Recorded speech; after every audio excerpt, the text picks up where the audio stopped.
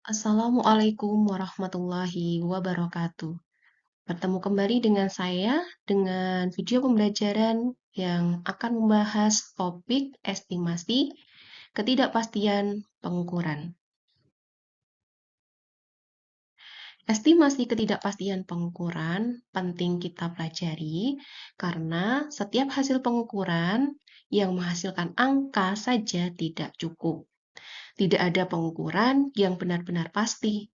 Semua hasil memiliki batas keakuratan. Nah, pertanyaannya, apakah itu estimasi ketidakpastian?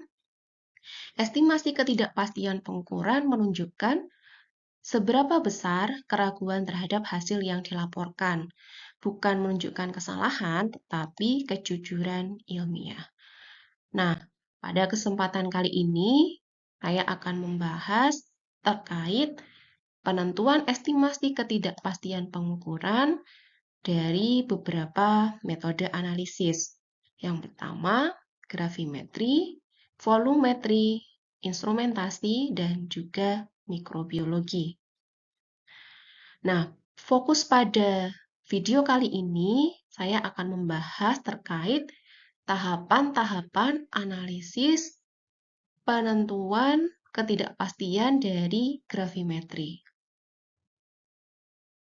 Gravimetri sendiri, sebagaimana yang telah kita ketahui bersama, merupakan teknik analisis kuantitatif dalam kimia yang digunakan untuk menentukan massa suatu zat tertentu berdasarkan pengendapan atau perubahan massa. Nah, adapun jenis-jenis gravimetri ada beberapa: gravimetri pengendapan, gravimetri volatilisasi, elektrogravimetri, dan juga pemijaran. Nah, secara umum, tahapan analisis secara gravimetri yang pertama adalah pengambilan sampel, di mana sampel yang mewakili keseluruhan dari bahan diambil dengan cara yang benar untuk menghindari bias pengukuran. Kemudian, analit diubah menjadi senyawa yang dapat diisolasi dan diukur.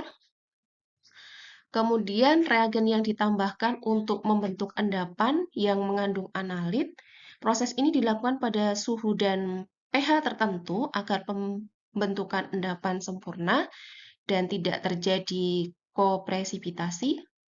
Kemudian yang keempat, pemisahan endapan dengan cara pencucian dan filtrasi.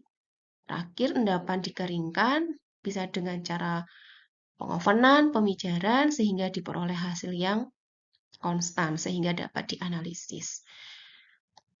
Nah, dari situ kita bisa melakukan pengelompokan bahwa tahapan-tahapan analisis dalam gravimetri yang berpotensi untuk menjadi sumber ketidakpastian pengukurannya ada di tahapan pengambilan sampel, pengubahan zat analit menjadi bentuk yang terukur, presipitasi pengendapan, penyaringan atau filtrasi, pengeringan atau pemijaran, penimbangan, dan tentunya yang terakhir nanti akan dapat ditentukan perhitungan konsentrasi atau kadar dari analit.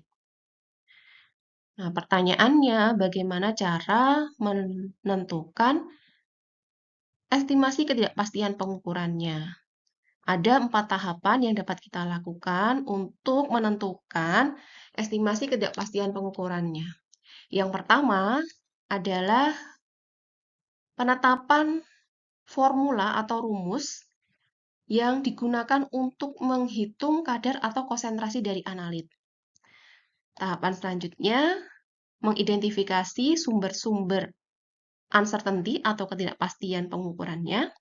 Setelah diidentifikasi, tahapan selanjutnya adalah menghitung ketidakpastian pengukuran. Tahapan yang terakhir adalah menghitung kombinasi dari ketidakpastian pengukuran tadi. Hal ini meliputi perhitungan ketidakpastian relatif, gabungan, dan diperluas. Nah, untuk tahapannya seperti apa? Tahapannya adalah sebagai berikut. Untuk penentuan rumus atau formula analit atau kadar yang kita laporkan, ada beberapa tahapan yang perlu kita lakukan. Yang pertama, tulis secara komplit lengkap persamaan yang kita gunakan untuk menentukan kadar atau konsentrasi dari analit. Kemudian yang kedua, nah, rumus tadi disesuaikan dengan prosedur atau SOP yang kita gunakan. Kemudian yang ketiga, kalau sudah kita pastikan sumber dari masing-masing ketidakpastian yang ada korelasinya dengan rumus yang kita gunakan tadi, kita bisa membuat diagram tulang ikan seperti itu. Untuk main diagramnya kita mengacu kepada rumus. Kemudian nanti untuk yang anak diagramnya itu sesuai dengan komponen di masing-masing sumber ketidakpastian yang ada di rumus yang kita gunakan. Nah, tentunya yang terakhir kita pastikan tidak ada pengulangan pengukuran ketidakpastian pengukuran sehingga nanti ketika ada kesamaan atau duplikasi, maka kita bisa melakukan penggabungan, penghapusan terlebih dahulu, kemudian penggabungan. Seperti itu.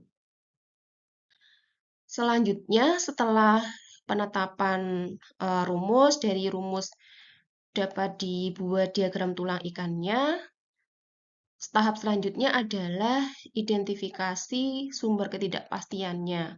Sumber ketidakpastian pengukuran bisa dari sampel efek, misalnya sampelnya punya matriks, kemudian kita tentukan recovery. Nah, recovery ini bisa menjadi sumber ketidakpastian pengukuran. Tapi ini nanti ada aturan main di mana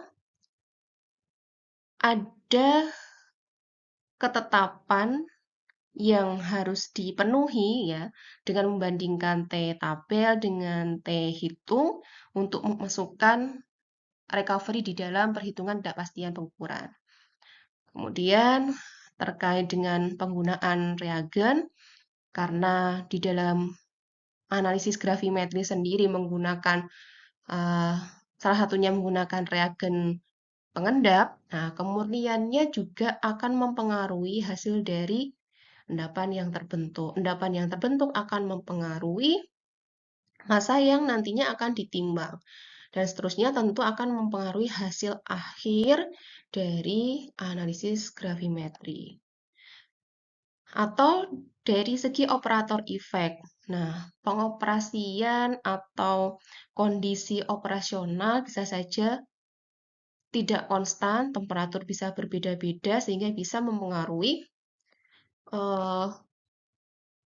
volume ketika kita menggunakan alat volumetrik. Temperatur berbeda, ternyata volume yang terukur juga volumenya berbeda. Nah, ini juga perlu diperhatikan. Kemudian kondisi pengukuran, kalau kita misalnya menggunakan alat volumetrik untuk menakar volumenya, nah di situ ada data kalibrasi berapa mili seperti itu untuk ketidakpastian pengukurannya seperti itu. Nah, dari situ kalau sudah kita hitung ketidakpastian yang sudah diidentifikasi. Ketidakpastian yang sudah diidentifikasi itu kita sebut dengan ketidakpastian baku. Ketidakpastian baku ini cara menghitungnya bagaimana? Nah, tentunya tentukan ukurannya terlebih dahulu. Kemudian hitung standar uncertainty atau ketidakpastian baku dari yang tadi sudah ditentukan. Kemudian setelah itu cek data kalibrasi alat, volumetrik yang digunakan. Dan keempat, cek kembali satuannya. Jadi pastikan satuan dari ketidakpastian baku itu sesuai seperti itu ya. Kalau volume, apakah mililiter atau liter, kalau massa atau berat itu gram apa miligram. Nah, ini nanti karena akan berpengaruh pada penentuan ketidakpastian selanjutnya, yaitu penentuan ketidakpastian relatif. Nah, kalau sudah menentukan ketidakpastian baku, tahapan selanjutnya adalah menentukan ketidakpastian gabungan atau kombinasi seperti itu. Nah, caranya bagaimana? Ada dua aturan di sini. Ketika ketidakpastian bakunya itu memiliki satuan yang sama, kita bisa menggunakan aturan yang pertama, di mana ketidakpastian gabungannya adalah hasil kuadrat kemudian dijumlahkan baru di akar. Nah, itu nanti bisa ketemu ketidakpastian gabungan untuk ketidakpastian baku yang memiliki satuan yang sama.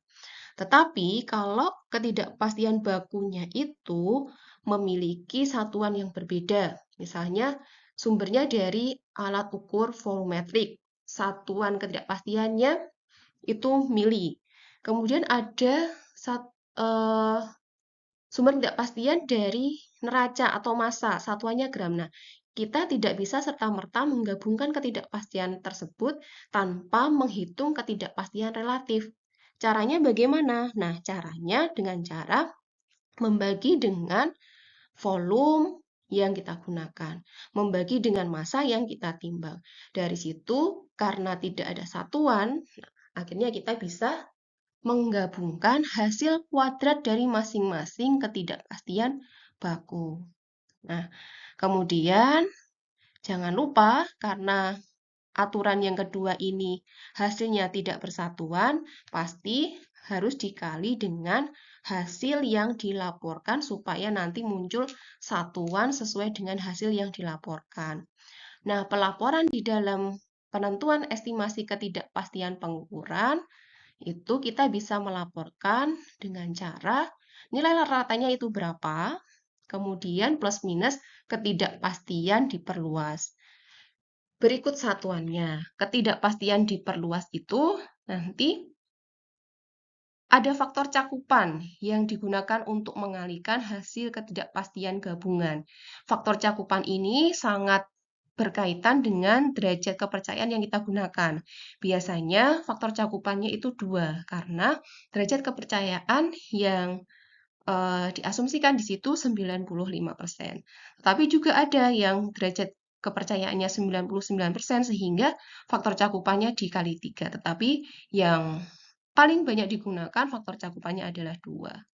Nah, seperti itu terkait penjelasan bagaimana cara menentukan estimasi ketidakpastian pengukuran di dalam metode analisis gravimetri. Untuk detail perhitungan menggunakan Excel seperti apa akan saya sampaikan ke video pembelajaran selanjutnya. Semoga bermanfaat. Sampai ketemu di video pembelajaran selanjutnya. Dan saya ucapkan terima kasih. Assalamualaikum warahmatullahi wabarakatuh.